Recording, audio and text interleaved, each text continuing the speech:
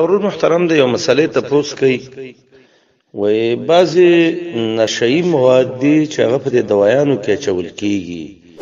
نو د دې وی شرعي څه حکم دی دا مسله د شیخ صالح المنجد صاحب د خپل فتوا کې ذکر کړی دا او ډیره تفصیلی لیکلې په دې باندې کړی دي هغه دا دی چې یو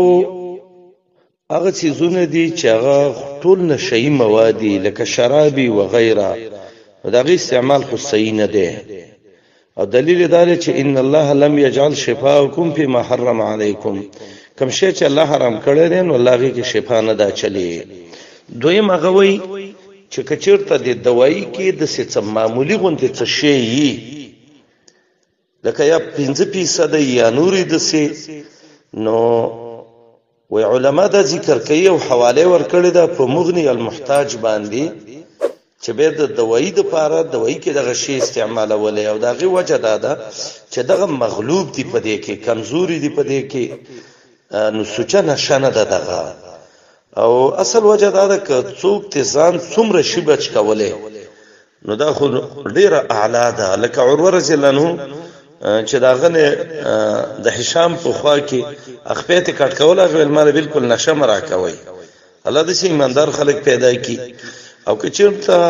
دغه نه او مشکلی نو به حالت د استقرار دی او د ضرورت شدیده دی مثلا دا دی چې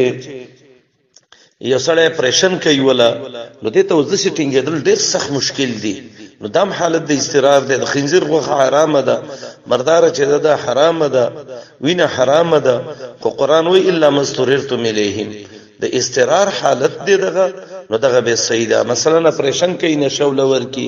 نستیزی او توي که څه شی او توي د مرګري د تپوس کړي نو دا د ضرورت وجره چې ضرورت نه او دغه یو انسان شیټینګ کېدل یا بل څه قسم له اسباب پیدا شي نو به ان شاء الله د ضرورت د وجه نه جایز ده نور ضرورت چې نه نو د استعمال